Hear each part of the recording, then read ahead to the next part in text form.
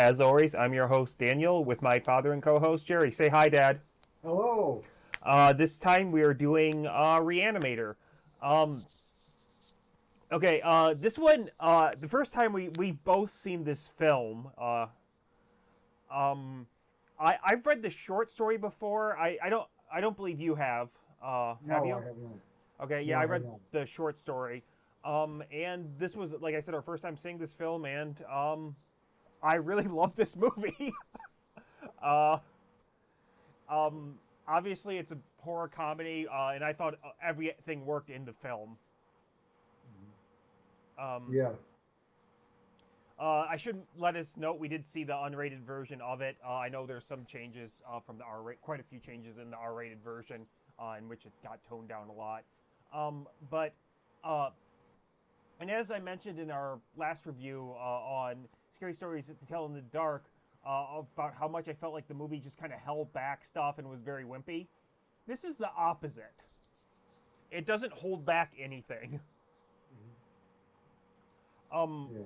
about the I vaguely I should say, like I said, I read the short story before, and I'll kind of go more into that and how it actually hits a lot of the notes of it, despite being completely different, and has a lot of the scenes. But really, I kind of knew something about one scene in this movie. I'd heard about it before, obviously, and I saw, like, when I was just really quickly kind of flipping through the stuff from from where we saw it in the drive-in. I saw, like, somebody mentioned apparently they've only ever used 2 gallons of blood on the movie, and this one they used 12 on. So, which kind of made me excited to see it in general. Uh, and you can tell where all 12 of those gallons of blood went because they didn't get cut out. Um, so, well, what were your overall feelings on this movie? Well, this was, of course, it's a cult hit, but it was, I mean, you realize immediately why it got to be a cult hit. It was humorous, bloody and gory. It was everything you wanted in a humorous horror movie. Yeah, and what I think one of the things it did really well in the movie is it did start off a bit offbeat, but as it went more and more on, it escalated really well. It didn't just seem like, well, this is insane now. It seemed like it grew to the insanity of it. Yes. Uh, um, which the short story itself is a pure horror short story. It kind of takes place over many years in which the two guys are kind of uh, perfecting their, well, not necessarily perfecting, but improving their reanimator serum or whatever. Yes. Um, it's kind of interesting because it did get most of the, like, main scenes in it in the movie Mhm. for the most part, um, with the exception of one that's pretty racist. Actually, the story was done in, I think, 1920, 1930, originally written. Um, but I actually found that really impressive, actually, seeing as that how much the two kind of vary. But they very much got the two characters' kind of moral lack of morals really well in Yeah. comparison. Because one of the things in the short story is the characters aren't necessarily evil, but they really don't seem to care about the kind of destruction that they bring about because of what they're doing. And in the short story, a lot more people actually die by their experiments and stuff compared to this one, in which it's mostly a mistake. Uh, But in this one, you mhm. still get the idea that these guys aren't really evil. Yeah, They're just doing something that's totally off the wall. yeah, and like I said, in like they never, like in the short story, they never actually kill anybody directly, but their actions lead to people's death, and they don't really seem to care about that. Yeah. Now it's certainly a bit more with the one guy, Hubert West, the lead one, who's the main one with the serum, uh, is a bit less. But and you can actually, like, see a lot of the things, like if somebody was actually doing this, them doing that, Yeah. them kind of being willing to bend the rules and flex it and stuff. Uh, but and I thought that actually translated really well over to this one from the short story, Yeah. as well as a lot of the scenes that transfer that, like, One of the probably the biggest scene in it is it talks about one of the guys. Obviously, there's a one that does get decapitated. It's a bit different than this one, but it talks about how he has a wax head and he's coming in, and they think it's a rune from I think World War I, and how kind of horrific it is. When uh, obviously the reader knows that he doesn't have a head, and uh, he doesn't actually have his head. It's just the body and some fake wax thing to look real. But in this one, they kind of used a dummy's head, which worked a lot for the film. I thought because it was both very creepy and very funny. Yes. Um, and because it's just kind of this absurd thing, but it's still very disturbing. Yes. Which I think which a lot of the horror in the movie is actually this very absurd thing, and that's kind of funny, but it's also pretty scary. Yes. Uh, It's a good horror humor thing. yeah. The scenes are horrible, but you're laughing at them. Yes. Like I said, they never. And I mean, one of the key things is the lead guy, the main person, Hubert, who plays Hubert West, Jeffrey Combs, I think the actor's name is. He, in the movie, he's a character that doesn't understand how funny he actually is with a lot of the things he says. Like dead cat, more later. Uh, or nobody's gonna believe you. You're a talking head. The character doesn't understand what he's saying is really funny. He's just kind of saying it, and he's being serious about it. He actually believes that, and I thought the guy pulled that off really well. In fact, I thought all the acting in this movie was really well done. The acting was done, so was the special effects. Yeah, it's not a it's not a huge budget movie, obviously, but I mean, certainly like the talking head was really impressive. Well, that was one of their problems that they had Hmm. with their special effects. Like when he was walking around with Hmm. the headless zombie with the head on the platter in front of him. Hmm. Well, how they did that was they made a body of the guy, and then he stooped down and stuck his head through the hole like it was sitting on the platter, That's uh, so he could walk around and have and still have his head, you know, at chest high. Yeah, no. It legitimately looks really great. Like it looks Yeah, like his head's not there. yeah, All the special effects. It's I mean it's all. It was 1985 the movie was made, so it's all practical, I believe. And all of them do really work and still hold up really well. yeah. Um, a lot of and I think that's one of the things that helps make the movie is that the effects work is so well done. Uh, I mean,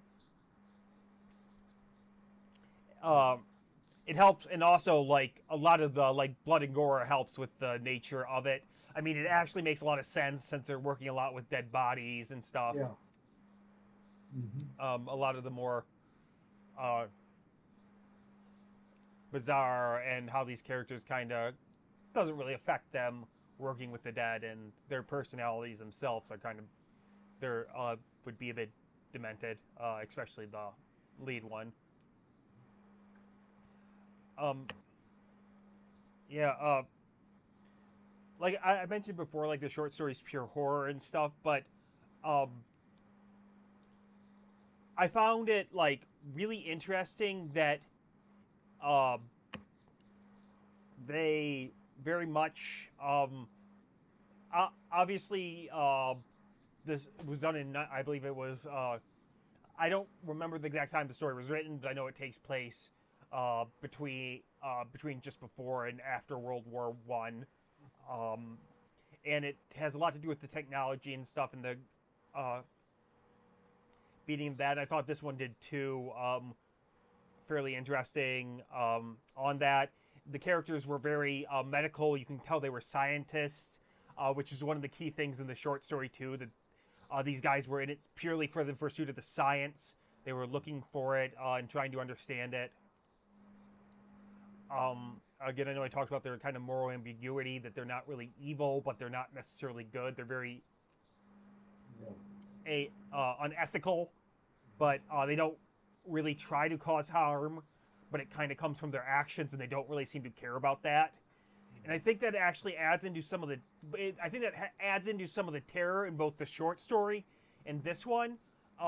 It's because you actually kind of do root for these characters in more so the movie than the short story, Mm-hmm. because they're not really, especially in the movie so much, they're not really trying to do anything bad or, I mean, Mm-hmm. essentially the worst thing they do intentionally is sneak the one guy into the morgue so they can test out his uh, Yeah. what's the word I'm looking for, concoction. Yes. And now it results in the death of somebody, but that was completely unintentional. Mm-hmm. I guess I should say the one guy does kill somebody, but that person is a horrible person to begin with and was threatening him. Yeah. But and obviously he becomes the main villain without the head. But they don't real. They're not. It's just kind of fascinating because you don't really see that is characters that are very like they almost seem like Nazi scientists. Yeah. That they're not really evil people, but they don't really care about the ethics. Uh, Mm-hmm. and I think. And I think that's one of the things that made the story itself, the original short story, a bit more frightening. That and he had some really good imagery, like I said about the head, or at one point the guy walking around with the Rex head. At one point, things coming through a wall. Um, kind of an army of dead in it. The one really racist scene. It still has nice imagery in it. But and I found that like that I think they pulled that off perfectly with the characters. They're just a morality in it. Uh, and again, I do think it really helped that they were legitimately funny characters. Mm-hmm. Well, there's no question it is a it's a horror movie, but it's a funny horror movie. Yeah, It's got a lot of blood. There's a lot of added fun in it. Uh, it's even the real villain is funny. yeah, I mean, he does quirky things, and yeah. mhm. Well, I mean, you have the like I said, the one guy is like unintentionally funny throughout the movie. At least, I shouldn't say he's unintentionally funny. Like the character in the movie doesn't realize how funny he's being Mhm. when he's doing that. It's kind of like there's like a famous scene in like one of the Batman and Superman movies where Superman like says thank you to Batman. He couldn't have done it without him. Batman just replies, "I know." Mhm. And it's very much along that kind of humor in which the guy doesn't realize what he said is really funny or does is really funny. Uh, like he can't get the head to sit up straight, so he takes like a thing that you put paper notes on and like that has a little spike on. He puts that down. He puts that down. He puts the head on it to get it set up. Uh, which it's one, it's a great piece of slapstick, but two, it's one of those things that's both really disturbing Mhm. and really funny. Yes. Uh, as well as something that you can see a person like this, or like certainly a person that works in a morgue with dead bodies doing. Mhm. Um, and again, one of the reasons that stuff works in the movie is the movie builds up. It starts off with a scene that's kind of bizarre and wacko, but not too bizarre. With like it opening and the guy's eyes kind of expanding and blood running down uh, Mhm. of a thing they're just doing to Yeah. kind of show on it. But it's not really that unusual. It's not something that you wouldn't see in a straightforward horror movie as an opening, or No, even it's or even like an episode of ER or something, yeah. a bit more bloody. Mhm. And Uh, yeah, and it, the it's the beginning really mhm. gives you the tone of the whole movie. Yeah. Um, and one of the things I also thought actually I really liked in this movie was the credit sequence with them kind of doing the anatomy and the music going on as they did an intro. I thought that was really well done, Yes. and it kind of again gives helps give you the tone as well as like the movie's heavily based around science and scientists. on that stuff, and it added to it. I thought the music overall was pretty excellent in this film too. Yeah. Um,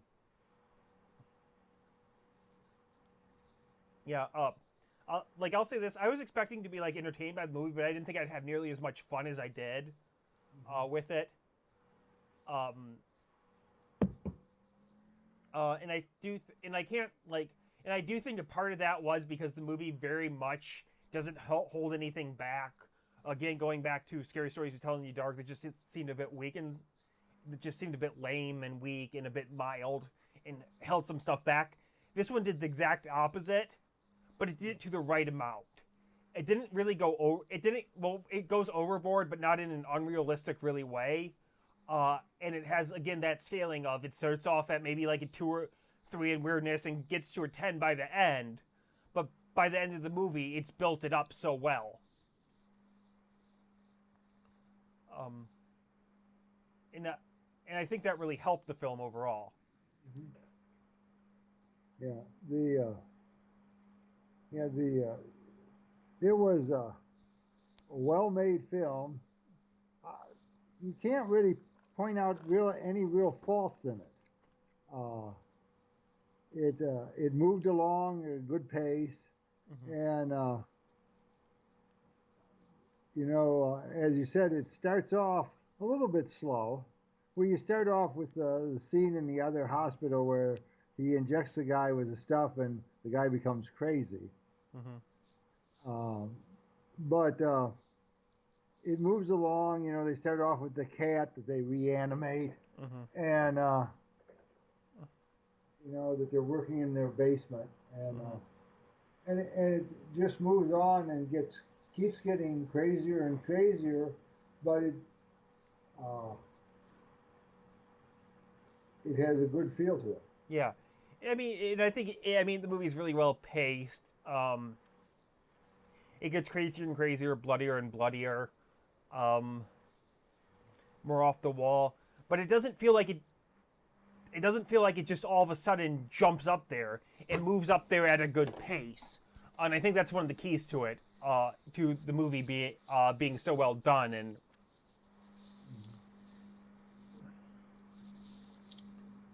um, yeah, I mean, and again, it's very like a lot of the stuff in it is very unique. A lot of the like kind of blood and gore is very unique. Though I think this is the third movie we've talked about this year that somebody gets decapitated with a shovel. Yeah, But it's a bit different than either of the Evil Dead films. Uh, well, quite a bit different that way. Um, they they use the premise of them being in a morgue very well. Well, a hospital morgue. I should not necessarily. Yeah, I guess yeah. that would be like the basement of the hospital with that, and how they're experimenting on it and trying to figure out. Um, the characters themselves never seem stupid. They seem like they're actually doctor. Well, I guess they're trying to become doctors. The main people. Yeah. Um, a lot of the what's the word I'm like? I'm blanking on what I was going to say there, but I mean, a lot of like even the way the Re-Animator fluid looks, it has that neon green tint to it. I thought was well done. Um, and it's just that slight level of surrealness throughout the whole film that helps it. Um, it's a really really good adaptation of something and taking of a story and taking it in almost a completely different direction and tone, but it's still fitting with the original story very well. And you can see, and if you ever read the story, you can really see how they kind of pulled these ideas from it and it worked with it. Um, which as somebody who read the short story and enjoyed the short story quite a bit, I read it well before I saw the film. Maybe I don't know, maybe a year or two ago, just as something that I listened to at the gym, and it was just one of them that was in one of the horror story collections I did. So I didn't read it for this film or before we went to go see it or anything. But I actually kind of think one of the taglines for the movie helps sum it up because it says Herbert West has a good head on his shoulders, and another one on his desk, which I think kind of gives you the tone of the film right there. Yeah. Hmm. Um, and and they do a lot with the talking head in it. Um, I mean, another one of the like great things is like he keeps the head. They open up the head and a duffel bag, and the head's there, and it's still moving and talking. And Yeah. again, that's funny, disturbing, and kind of realistic at what would happen. Um, Yeah. This one actually won awards at Cannes. that actually doesn't surprise me.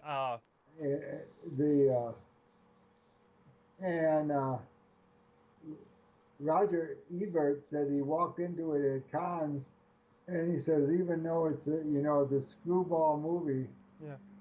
he said it held up well at Cannes because uh, they took the screwball plant, but they didn't really make it camp. They didn't really. Uh, they made it into a good movie. Yeah, no, it's like the best movie. Like honestly, I think the best movie I can actually compare it to is Evil Dead 2. Yeah, It works in all the same ways that one does. Um, it it has it's like I guess it really doesn't have. I guess Evil Dead 2 has a bit more campiness than this one does because this one doesn't have much of that. But because most of the humor like actually just comes from almost the absurdity of the situation that they're in. yeah, And I think they understand that really well. The writer and directors and producers understood that really well, kind of how absurd the whole story is, and how like kind of adapting it, and the people that would do this and work on it, and be yeah. doing this, uh, are. Uh, but even like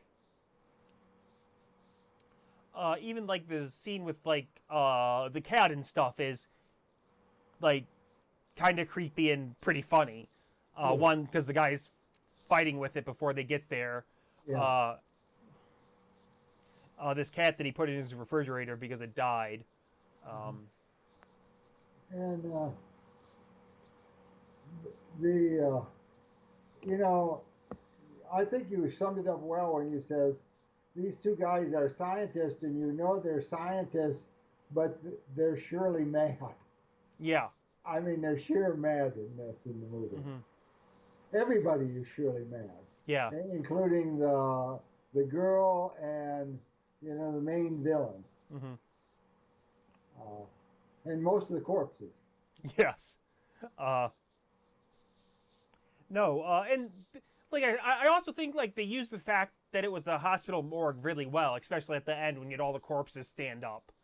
Yeah, And the guy, and you kind of, and it sets up, and the guy, like, they had that set up well. They had, like, his laser yeah, tool thing set up that he used, to, like, lobotomize them. yeah, Uh, you had, you had the ending well set up and what they're gonna do, because it actually harkened back to the beginning. You had, like, they set up, like the Hubert West character, the main guy, really well, and him just kind of being that. But the other guy, and I'm blanking on his character's name, and I think the actor's name, or in the actor's name, but I think his character's name Daniel actually. Um, he like you have him trying desperately to save these people, yeah, so you can see like why he also like help kind of goes in with this guy is that he's and they even like tell him like you try to save these people and you take it too personally when you can't. um I mean they obviously set his ending up very well, and again I felt like even the ending it's certainly the huge degree of black comedy in what happens at the end, but I also totally think a human being would do that yeah, even after all the trouble in which his girlfriend dies, and he revives her even after they went through this hell of the yeah, corpses. And I mean, even at the end, in it, that the Hubert West character yeah, in it, when they're in this horrible situation, he takes time to inject the corpse with way more to see what happens with it. And of course, like something bizarre and strange happens, and like his intestines come out and grab him and stuff. Uh, but he, but even at the end, he was still trying to experiment with this Yeah. reanimating fluid. And I actually know that there's like a couple sequels to this. I don't know how good they are to it that bring back both him and the other guy. Even though in this one he kind of dies. Yes. At least, but you know what? I'm fine with that because they never technically show him die. One Yeah. and two, the guy who plays him, Hubert West, Jeffrey Combs, I believe his name is, kills it Yeah. as that character. I mean, he absolutely kills it. Like I've mentioned a few times, he's really really funny. Uh, There's there's the Bride of Re-Animator, which yeah. came out in the '90s, and then in 2003 there's Beyond Re-Animator. Okay. Yeah. So they came out a bit of time afterwards. I think I checked and it wasn't the same people that worked on it, but they think they have the same actors. Yeah. They did get all of them got reasonably good reviews. Oh well, they're probably worth watching then, Yeah. even if they're half as crazy as this one. Yeah. Uh, but yeah, no, like I said, definitely like I think watching this and Scary Stories to Tell in the Dark. And now, in fairness, and I will again, in fairness, we did see the unrated version of this, but I think that was the original version, and then there might have been an R-rated cut to get it out on DVD or in. Actually, they added more stuff to the R-rated one. The R-rated one is about 6 or 7 minutes longer. That's interesting. Yeah. Well, I know I've seen different times on it. I've seen a few different times on the different cuts because I looked that up in it. But uh, I think it didn't do because, like I said, this one held nothing back, and some like Scary Stories to Tell in the Dark held a lot back. It didn't really have anything to it. Yeah. It didn't have any like real teeth. I think that might have taken away from what Scary Stories to Tell in the Dark, what was even good about it, because it just seemed to make it seem like it lacked all that more teeth in it. Um, and I mean, but it's also this one did all that stuff really really well. All the like blood and gore and effects in it. Yeah. I mean,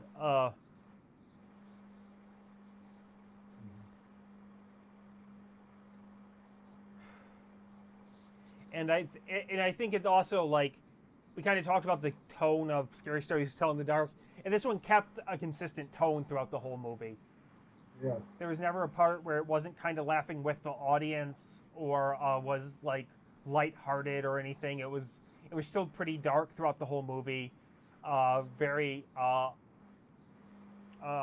kind of laughing at itself and the story. Overall, though, I just think it was a really fun movie. Yes. One that like we even talked about it. We'd recommend like how we wanted to show my sister it because we figure she'd like it, and even my mom, who's not really usually into this thing, we think she'd have a really good time with it because it's just well, first off, it's just so funny. It's just so screwball. Yeah. Yeah, It's sort of a screwball comedy that's a horror film. yeah, um, and Yeah. there's like a degree of like in Evil Dead, there's a degree of slapstick to a lot of the stuff in it, but it's somewhat subtle Yes. in that nature, and it never feels like something that wouldn't happen a lot of this time. Uh, Something that wouldn't. Well, obviously, it's something that wouldn't happen, but something that the people wouldn't do. Yeah. And in the movie, the way they're set up and talking and how it works, and a lot of it. Yeah. Um, mhm.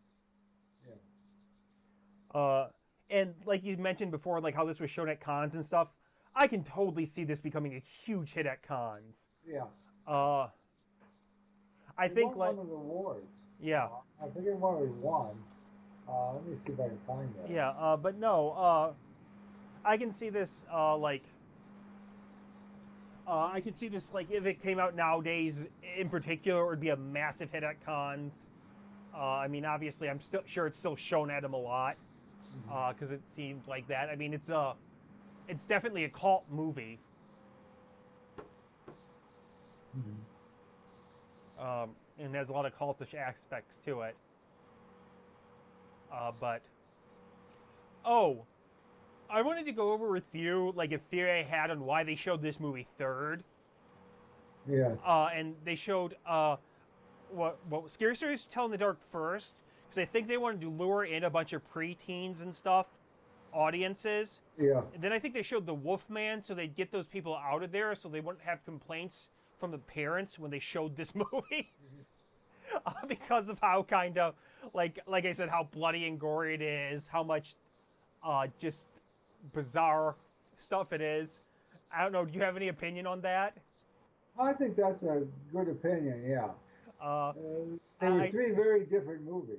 Yeah, and that's cool. And I know like after this we didn't stay, but they showed Night of the Living Dead, which again a totally different movie.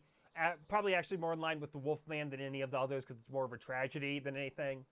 Uh, and I know I forget the one movie they're showing, but they showed The Conjuring last. But we left after this movie simply because we were both tired, and they were like showing movies from like 7 o'clock to like Yeah. 6 a.m. in the morning, and we had things to do the next day. um, in it, and The Conjuring's a good movie, and so is Night of the Living Dead. The one I don't remember, I've never seen, but I think it was a Roger Corman film, so it's probably at least entertaining. Yeah. Uh, but yeah, I also thought because I know they had like some other like kids screen going on. I thought it would have been kind of funny if they would have shown this first and like had kids look over there and ask mommy what's happening Yeah. in the other film. Why does that guy have a bone saw going through his chest? In it, uh, Mhm. but mhm. But yeah, I mean, I'd recommend this movie even for people that aren't fans of horror. Again, because you have that comedy aspect for it. Especially if you like seen something like Evil Dead 2 and really liked it. I consider this movie right up there along with like Evil Dead 2 in terms of best horror comedies. I don't know. What was your like final thoughts on it or something? Well, yeah. Oh, it won the special prize at the Cannes Film Festival, That's really funny. Uh, and the no, I think that it was. There's no question that this is a cult film.